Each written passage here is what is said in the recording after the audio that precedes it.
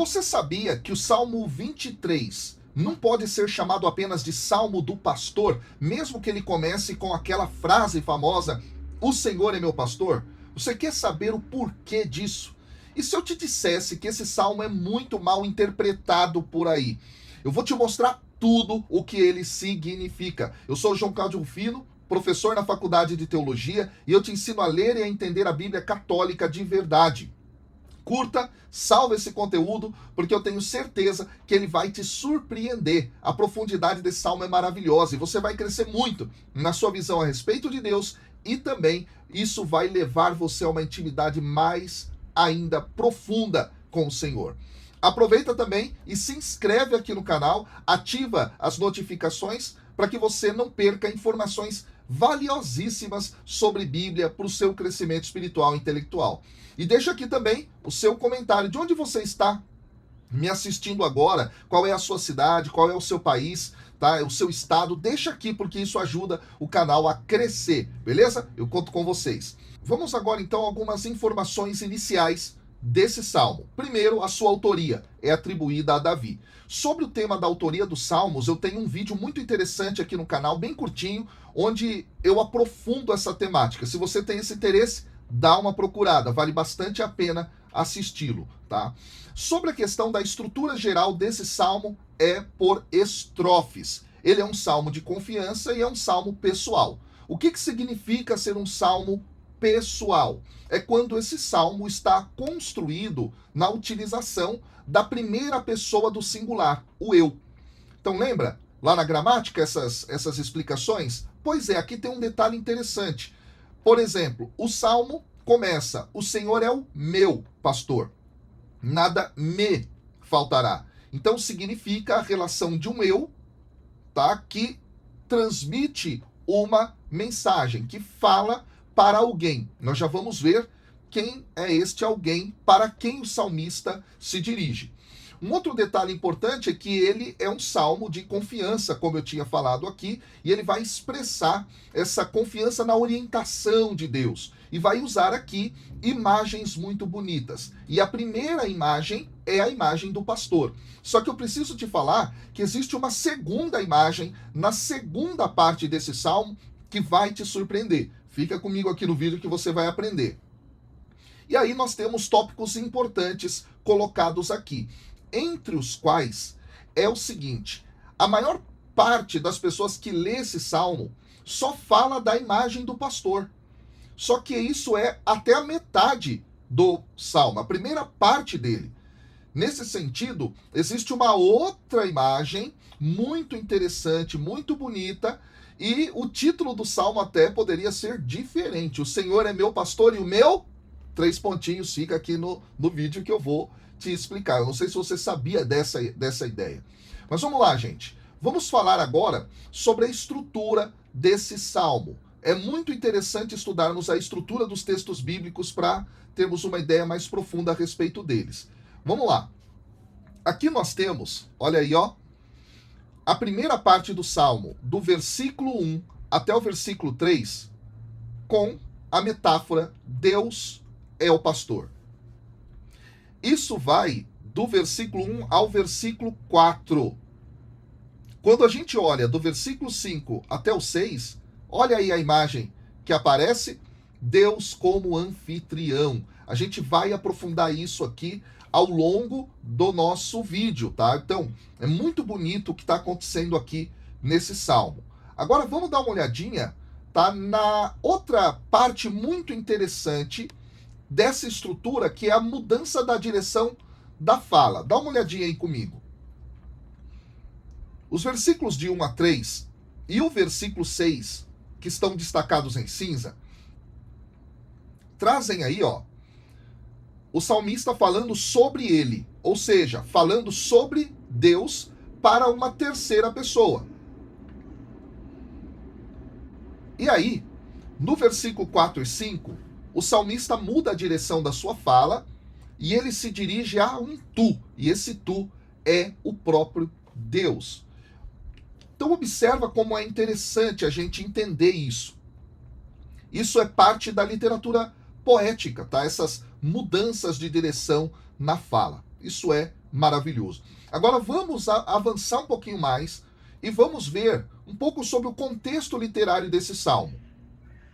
O salmo anterior era um salmo de apelo a um Deus que parecia distante. O salmo 22 é isso. Está lá no versículo 1, no versículo 11, no versículo 19. Agora o salmo 23 muda. Ele já proclama, por sua vez, essa proximidade com Deus. Então aqui há um detalhe bem bonito. Qualquer dia eu posso explicar isso melhor para você, esse fluxo dos salmos. Mas vamos diretamente agora ao comentário do salmo. E vamos ao versículo 1 agora. O Senhor é meu pastor, nada me faltará. Bom, aqui o salmo já começa com o termo Senhor, tá? No hebraico aqui, pessoal, é o famoso tetragrama sagrado.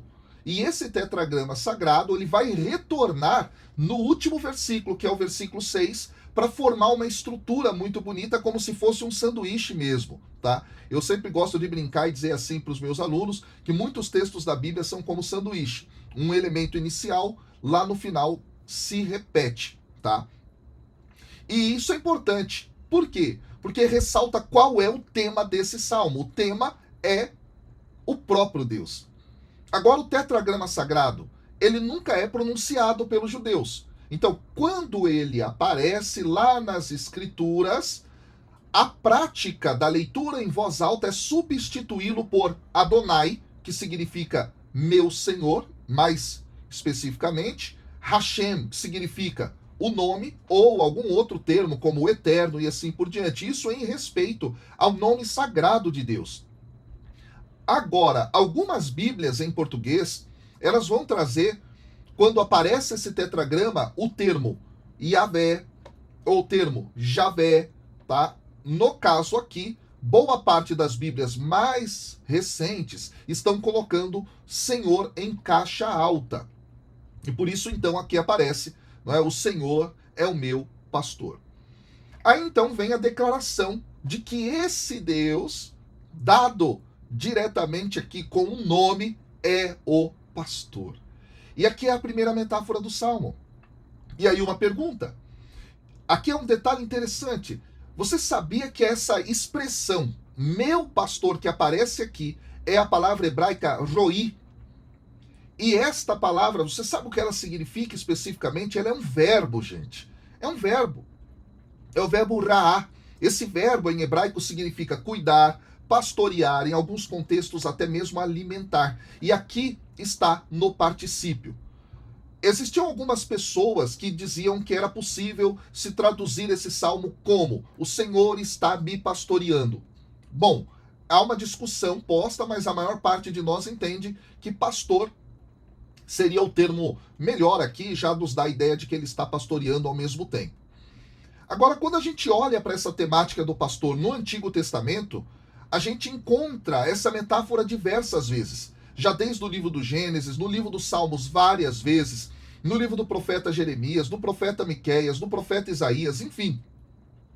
Essa era uma metáfora que tinha associações muito especiais com a liderança, com a proteção do próprio Deus lá no deserto, no momento em que o povo de Israel tinha sido liberto da escravidão do Egito. Inclusive, alguns salmos vão retomar essa ideia. O Salmo 77, o Salmo 78, o Salmo 80. Isso é muito bonito. Então, falar do Senhor como pastor está dentro da linguagem própria dos salmos para designar esse Deus que acompanhou o seu povo como um pastor durante os 40 anos do deserto. Agora, também é interessante que essa mesma metáfora aplicada a Deus, ela também está presente em textos que fazem referência ao retorno do exílio da Babilônia de parte do povo de Judá que estava lá. Então a gente encontra isso em Isaías 40, por exemplo, em Isaías 49, isso é maravilhoso. Então essa metáfora do Senhor como pastor, ela vai enfatizar o quê? O cuidado, a proteção do Senhor pelo seu justo e pelo seu povo. Dentro do Antigo Testamento e também no Antigo Oriente Próximo, que é todo o contexto daquela região, essa metáfora do pastor, pessoal, ela designa também, muitas vezes, o rei. A gente encontra isso no Antigo Testamento. E só para você ter uma ideia, também encontra, como eu estava dizendo aqui, em textos extra-bíblicos. Existe um texto antigo da Babilônia de um rei, que ele é afirmado como sendo o representante de uma divindade chamada Ea, o rei é Amiditana, tá? Ele vai dizer que esse deus Ea lhe deu sabedoria para pastorear o seu povo. E aí interessante, porque essa ideia então era muito comum na época em que a Bíblia está sendo escrita. E a tradição bíblica vai mostrar mesmo que Deus fez de Davi o seu pastor. E quando a gente olha isso, dentro do livro dos Salmos, a gente encontra no Salmo 78 essa ideia, tá? Nesse caso aqui, também é interessante a gente lembrar que os outros reis de Israel eram vistos como pastores e também eles foram julgados como pastores. Existe um texto muito bonito de Jeremias, no capítulo 23, onde isso é posto de forma muito, muito contundente. Tá? Miqueias também trabalha isso lá no capítulo 5 dele. Agora, olhando mais profundamente as escrituras como um todo, sobre essa metáfora do pastor, a gente chega no Novo Testamento. E lá também essa metáfora aparece sendo assumida com todo o seu significado no próprio Jesus. É isso mesmo. Lembra de João capítulo 10, lá no versículo 11 e no versículo 14, Jesus diz: eu sou o bom pastor. Hebreus vai trabalhar isso no capítulo 13. Jesus como sendo esse bom pastor. E é em momentos especiais do relato dos evangelhos que isso também aparece. Jesus exercendo atividades, realizando coisas, não é? Como um pastor que cuida das suas ovelhas. Lembra? Quando Jesus estava diante de uma multidão e ele constata que essa multidão era como ovelha sem pastor? Lá em Marcos capítulo 6, versículo 34, no texto da multiplicação dos pães. Aí ele vai lá, multiplica o pão, alimenta aquelas pessoas. Então há um paralelo muito bonito entre esse relato de Marcos e a construção que é feita aqui no Salmo 23. Além disso, pessoal, da mesma forma, né, como no Salmo 23, a gente vai ver o Senhor prepara uma refeição para o salmista, lá no versículo 5, Jesus também prepara uma refeição para essa multidão. Bonito isso, né? Então, Jesus que assume toda a profundidade desse sentido do pastor. Então a gente já está vendo que esse salmo é muito importante para a gente entender até mesmo dados do Novo Testamento. Outro ponto interessante consiste justamente na relação que a comunidade primitiva dentro do Novo Testamento já estabelece a relação entre o pastor e o tema da escatologia, ou da felicidade suprema, alcançada na consumação do mundo ou pós a morte. A gente vê isso em 1 Pedro 5,4, Apocalipse 7,17. Então, a imagem do pastor é muito cara. E eu quero que você dê uma olhada nessa imagem agora, que é do século 3 depois de Cristo. É uma das imagens mais antigas de Jesus. Ela está na catacumba de Priscila em Roma. Olha aí que interessante. E aí você está vendo Jesus como um pastor. Olha que coisa linda, certo? Esse é o ponto aqui. Agora, vamos lá, pessoal. Olhando a continuidade do Salmo, o salmista vai dizer, expressando a sua confiança, nada me faltará. O verbo faltar, que é empregado aqui nesse momento, dentro do contexto mais amplo da literatura sapiencial, sobretudo lá no livro dos Provérbios, diz respeito, tá, a uma experiência de não faltar aquilo que é materialmente necessário para a garantia da sobrevivência. Comida, roupa, abrigo. E aí é bonito que esta ideia está atrelada ao justo. Ao justo nada falta, enquanto que ao ímpio muitas coisas lhe faltam. Isso aparece no livro dos Salmos, no Salmo 34, e se repete várias vezes lá no livro de Provérbios. Então a utilização desse verbo está situada, na maior parte das vezes, nesse contexto econômico mesmo, da vida humana. E o salmista, portanto, vai declarar sua fé de que nada vai lhe faltar. Ele vai ter a sua sobrevivência garantida. E um outro detalhe aqui que eu quero ressaltar a respeito desse verbo é que ele está posto no futuro. Ou seja, o salmista tem uma confiança de que Deus proverá na sua vida. Então aqui está presente uma ideia de uma projeção de futuro que é feita.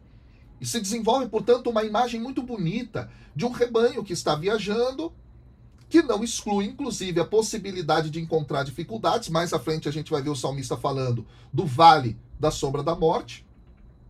Só que esse rebanho, essa ovelha, esse justo que é cuidado, tem a certeza de que há uma providência única de Deus.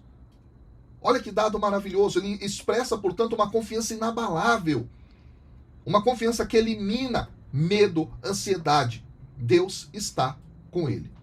Vamos ao versículo 2 agora. Em verdes prados ele me faz repousar, conduz-me junto às águas refrescantes. Bom, aqui esse ele me faz repousar é uma forma hebraica que vai expressar causalidade. Ou seja, Deus é a causa do descanso. E aqui tem um paralelo muito interessante com Números, lá no capítulo 10, no versículo 33, onde se mostra um Deus buscando um lugar de descanso para o seu povo, que é o seu rebanho. Agora, é interessante, onde é que Deus faz esse povo repousar? Em verdes prados, algumas traduções vão dizer em prados verdejantes. Esses elementos enfatizam ideias de nutrição, de abundância. E aqui existe um detalhe cultural interessante. Lá no Levante, que é toda essa região onde a Bíblia é escrita na sua maior parte, faz referência a esse lugar, as ovelhas pastavam, gente, na grama fértil, muitas vezes produzida pela chuva. No verão e no outono, elas já se alimentavam de ervas daninhas, restos de palha que sobravam da colheita. Então, essa concepção de que Deus é o pastor mostra a ideia de que Deus é aquele que cuida, que provê o seu justo, que leva esse justo para comer nos lugares corretos, onde tem comida boa. Olha que dado interessante, isso é lindo demais. E essa mesma ideia, ela vai aparecer, como eu falei, em outros lugares da Bíblia, mas eu quero destacar aqui, por exemplo, a profecia de Ezequiel. Lá em Ezequiel, capítulo 34, versículos 14 a 15, se fala, não é? Onde o próprio Deus assume em primeira pessoa o discurso dizendo que apacentará em boas pastagens as suas ovelhas. Elas serão levadas a gordos campos. Olha que coisa maravilhosa, sobre as montanhas de Israel. É lindo esse texto, tá? Então dá uma lida lá, porque eu tenho certeza que ele vai te surpreender. O texto fala, não é, que o próprio Deus diz assim, que vai repousar sobre verdes relvas, verdes prados, o povo de Israel. É lindo o texto. E ele vai afirmar isso, não é? Sou eu quem apacentará as minhas ovelhas, sou eu que as farei repousar. Isso é lindo. Isso é lindo, tá? Isso aparece lá, dá uma lida. Agora, o salmista ele continua. Ele continua e diz assim, olha, conduz-me junto às águas refrescantes. Aqui tem alguma coisa interessante na língua hebraica. O verbo conduzir é o verbo nahar. E ele ecoa justamente o uso que é feito lá em Êxodo, no capítulo 15, versículo 13. Que coisa linda! Lá se fala, não é? Que o Senhor conduziu com bondade o seu povo. O povo que ele libertou. Olha que coisa linda!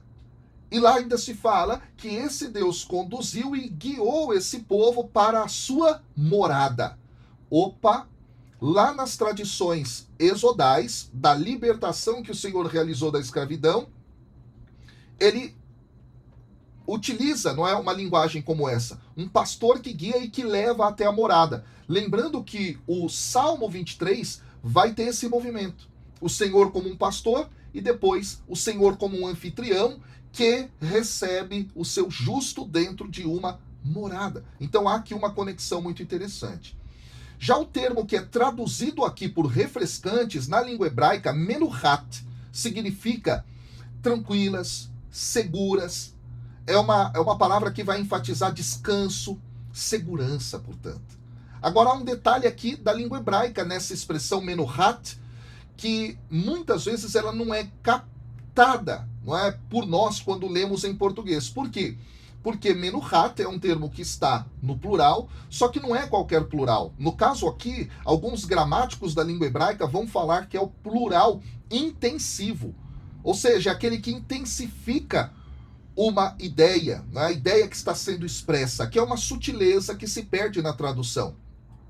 Então aqui tem uma profundidade muito grande, essa ideia do descanso, do cuidado. Isso é lindo demais. E aí um outro detalhe cultural, não é? Não sei se você sabia, mas os camelos, por exemplo, eles passam longos períodos sem água. As ovelhas também.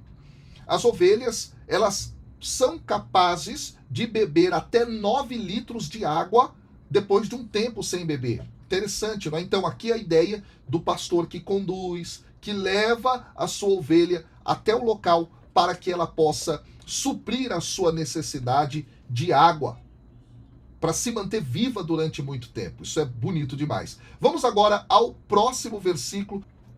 Restaura as forças de minha alma, pelos caminhos retos ele me leva, por amor do seu nome. A frase que inicia esse versículo, restaura as forças de minha alma, precisa ser analisada de uma forma mais profunda aqui por nós. Vamos lá. No hebraico, é a frase nafshi yeshovev. Tá? Deixa eu até colocar ela na tela aqui para vocês. Ó. Nafshi yeshovev. Nafshi, que é colocado aqui, ó. Tá? Deixa eu escrever aqui para vocês. Ó. Nafshi, tá? Nafshi, nefesh significa alma, ou significa também vida. Esse elemento aqui que eu vou circular, ó, em branco, que está aqui, esse aí é o pronome possessivo da primeira pessoa do singular, representado pela letra Yod aí no final, tá? E aí há um detalhe muito interessante. Isso significa minha. Então é minha vida ou minha alma. Então essa poderia ser a tradução. E aí depois, aqui na segunda palavra, que é essa palavra aqui, ó, Yeshovev, trata-se do verbo shuv. Aqui está a raiz do verbo, ó. A raiz do verbo, shuv. Esse verbo shuv significa voltar ou converter. Esse verbo está no tronco que nós chamamos de polel. Polel, em hebraico, traz para nós o significado possível de trazer de volta. E num sentido figurativo, metafórico, pode ser renovar, reparar, restaurar. Então a tradução aqui pode ser restaura a minha alma, ou faz voltar a minha alma. E se quisermos ainda, pode ser converte a minha alma. Então aqui nós temos um jogo de palavras. Essa frase, ela pode ter dois sentidos aqui. O primeiro é compreender shuv, esse verbo, voltar, no sentido de conversão. Então, com isso, o salmista tem em mente uma experiência de arrependimento, de retorno a Deus. E esse sentido vai ser empregado quando o verbo é usado lá no Salmo 60, no versículo 1, no versículo 3, por exemplo. Tá? Nesse sentido, então, o Senhor é o pastor e conduz esse salmista, entendido como ovelha, a um processo de retorno, de conversão. Só que tem o segundo sentido. Tá? O segundo sentido dessa frase pode ser o de restaurar no sentido físico, no sentido psicológico. Então, dentro desse contexto, seria, né, a recuperação, a revivificação dessa ovelha.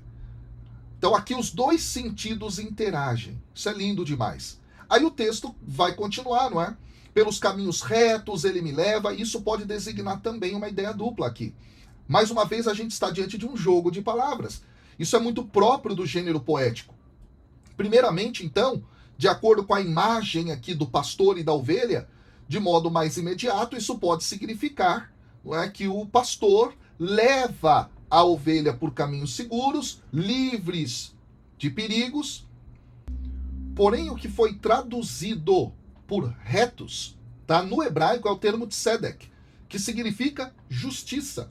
Assim, a tradução, ela poderia ser: guia-me nas veredas da justiça. Opa, mas o que é justiça na concepção da Bíblia? Justiça é a prática da lei, é a prática da Torá, é a obediência a Deus. E de acordo com os Salmos, andar nesse caminho de justiça, nesse caminho proposto por Deus, de obediência à sua lei, é desfrutar da proteção do Senhor. Essa ideia está já no Salmo número 1, no versículo 6, que abre trazendo essa concepção. Olha que coisa linda. Aí o salmista continua: por amor do seu nome. Só que literalmente isso poderia ser traduzido por causa do seu nome. Então o salmista está fazendo o que aqui?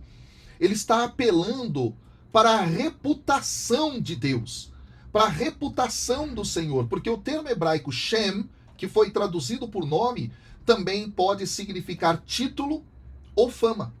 Então aqui parece que o salmista está apelando ao título de pastor, tá? Ou aquele histórico de proezas que o próprio Deus realizou, portanto um Deus poderoso.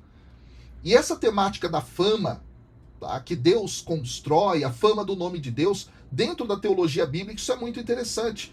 Isso vai aparecer em momentos, por exemplo, nos quais a destruição do povo de Deus faria com que os inimigos do Senhor profanassem, desrespeitassem o seu nome.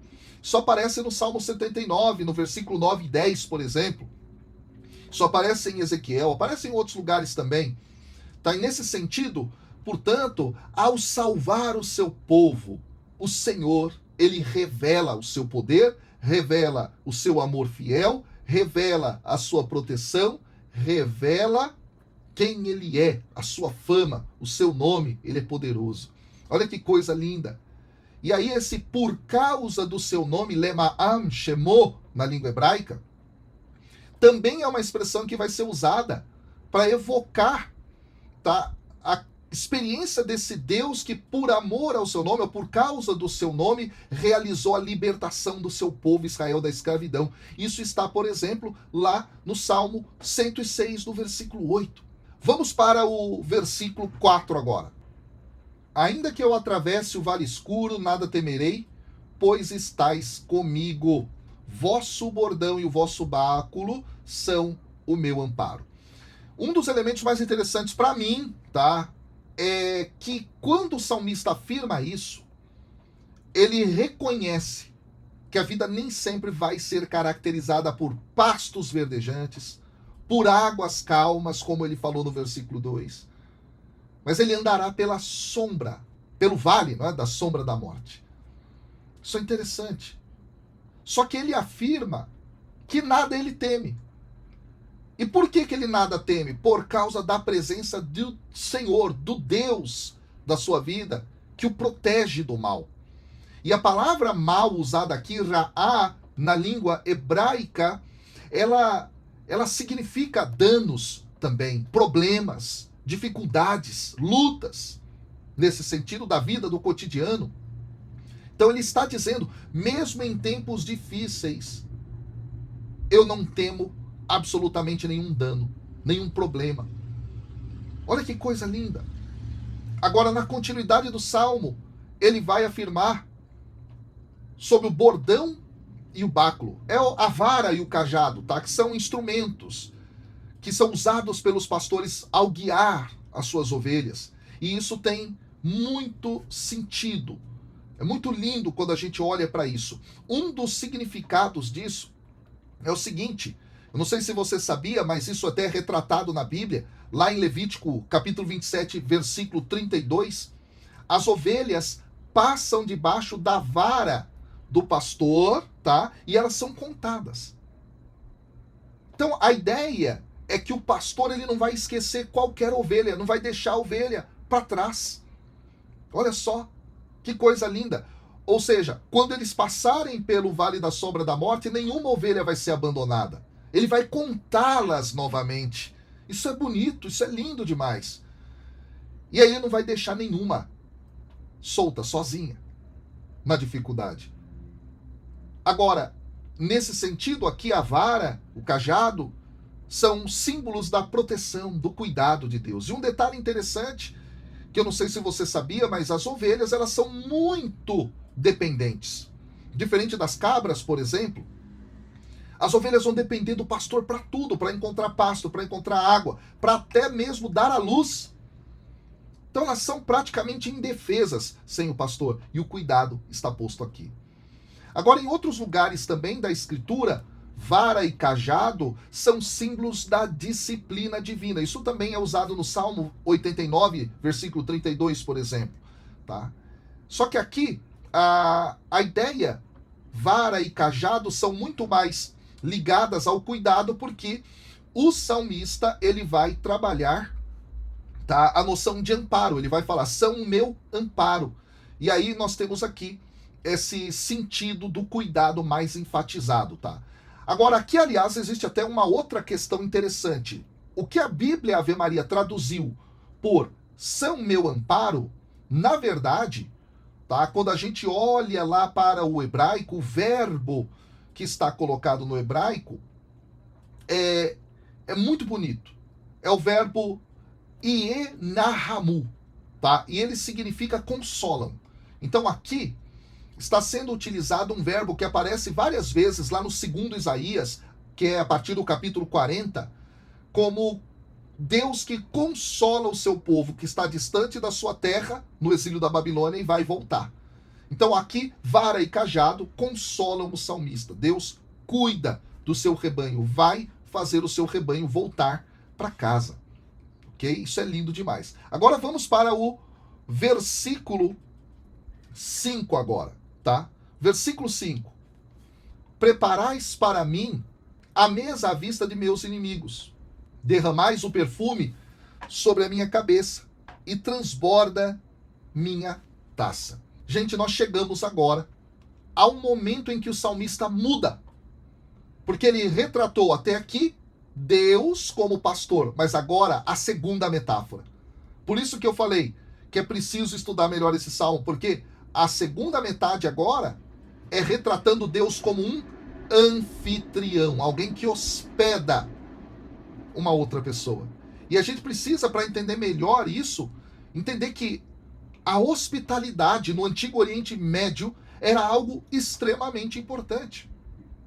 Então ela exigia muito mais do que só oferecer uma refeição para alguém que chegava na sua casa. Para você ter uma ideia, o anfitrião, ele era responsável até mesmo por proteger o seu convidado dos males. Isso vai aparecer lá em Gênesis, no capítulo 19, no versículo 8, por exemplo. E por que era tão importante a figura do anfitrião? É o seguinte, imagina você viajando naquela época, você não tinha estradas muito bem construídas, você não tinha hospedaria em todos os lugares, mas as pessoas precisavam fazer viagens. Então elas batiam na tenda, na porta aí das pessoas, dizendo, olha, me acolha. Porque sem isso a sobrevivência ficaria impossível, viagens ficariam impossíveis. Então, neste sentido, vários textos bíblicos falam da importância do anfitrião e textos extra-bíblicos até mesmo trazem leis a respeito do anfitrião, para você ter uma ideia da profundidade dessa figura, tá? E nesse sentido, pessoal, então aqui o salmista, ele está se colocando como alguém que é convidado, que entra na tenda de Deus, na casa de Deus, e passa a desfrutar de proteção. Tá? Agora ele pode comer em segurança, inclusive na presença dos seus inimigos, porque os inimigos não poderiam entrar naquela tenda, já que ele estava vivendo sob a lei do anfitrião. Aí um outro detalhe que o texto fala é de se derramar o perfume. E aí, eu não sei se você sabia, derramar o perfume é esse ato de unção mesmo, é ungir, né? Isso era um costume praticado pelos egípcios, depois praticado pelos gregos, romanos, outras nações também. Se usava um azeite muito puro, misturado às vezes com especiarias aromáticas, muito caras, trazidas de lugares distantes, longínquos, e essa unção era feita como uma parte muito importante desse processo no qual você abre as portas da sua tenda, da sua casa para as pessoas, para cuidar delas, tá? Inclusive, é interessante observar que a unção também, com óleo, ela era usada na coroação dos reis. Tá? A Bíblia fala sobre isso, segundo Reis 11, 12, tá? Quando também um sumo sacerdote ia ser instalado. O Salmo 133, versículo 2 fala sobre isso. Então, era usado também nesses casos. Agora, aqui é um ato de cortesia, um ato de hospitalidade para com um convidado. É um ato de dizer a esse convidado, você é importante. É como um rei, é como um sacerdote. Isso é lindo demais. E aí lembra, lá no Novo Testamento, inclusive, Jesus ele vai acusar um certo fariseu chamado Simão pela falta de hospitalidade. Ele negligenciou ungir a cabeça de Jesus quando ele foi convidado para comer. Lá no capítulo 7 de Lucas. Tá? Então é muito interessante aqui.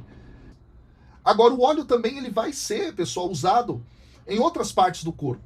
Então, ele vai ser utilizado na cabeça, ele vai ser utilizado até em locais da casa, para perfumar a casa. Existem referências numerosas na Bíblia sobre essa temática dos óleos. E é muito bonito perceber que negligenciar essa unção era considerado, inclusive, um sinal de luto. Se você olhar 2 Samuel 14, 2, Daniel 10, 3, isso aparece lá, isso é muito forte. Então, o óleo é algo muito importante para aquela cultura. Inclusive, tá? Um rosto, quando ele era ungido, ele era sinal de alegria. A gente ouve, por exemplo, no texto bíblico, lê lá, né? A gente ouve e lê sobre o óleo da alegria. O Salmo 45, versículo 7, Hebreus, vai falar sobre isso no capítulo 1, versículo 9, o óleo da alegria. Porque você passava óleo na sua face para se alegrar. Então, aqui, dentro do nosso texto, Salmo 23, o salmista se apresenta como um convidado de honra do Senhor. Esse Senhor prepara para ele uma mesa, ungiu, e é tanta abundância que transborda o cálice. Então é muito comum a gente ter, por exemplo, relatos de pessoas que lá no Oriente Médio faziam viagens, eram recebidas e se derramava vinho sobre a taça dessas pessoas ao ponto até de transbordar. De transbordar. Era normal para mostrar abundância, para mostrar que aquela pessoa estava sendo cuidada. Olha que coisa fantástica. É isso que o salmista está dizendo aqui. Agora vamos ao último versículo, que é o versículo 6. No versículo 6 está dito assim: a vossa bondade e misericórdia hão de seguir-me por todos os dias de minha vida, e habitarei na casa do Senhor por longos dias. Gente, aqui o salmo termina. O salmista era ovelha, agora ele está dentro da casa do Senhor. O Senhor é o seu pastor, mas ao mesmo tempo o Senhor é o seu anfitrião. E ele declara essa confiança de que ele vai ser protegido pelo amor de Deus, pelo nome do Senhor, até o fim da sua vida. O texto hebraico aqui, quando fala, não é? Habitarei na casa do Senhor por longos dias, leorer e a mim, é a expressão. Significa por duração de dias ou por dias sem fim.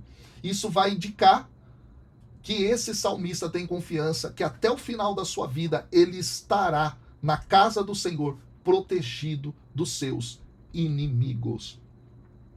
Então isso é lindo demais. Nesse sentido, então, ele quer estar na casa de Deus para sempre. Que salmo lindo, que salmo maravilhoso. E eu queria muito que você escrevesse aqui. Pode ser, responda para mim, que parte desse salmo chama mais a sua atenção, o que mais te tocou? Ou você pode colocar aqui uma palavra de incentivo ou apenas escrever amém para aquilo que foi estudado aqui, tá? E compartilhe esse vídeo para que mais e mais e mais católicos possam compreender a Bíblia e terem essa maior intimidade com Deus, que é pastor e que é anfitrião. Posso contar com você? Deixa o seu like, se inscreve no canal, deixa o seu comentário aqui, manda esse vídeo para o máximo de pessoas. Deus abençoe. Tamo junto. Valeu.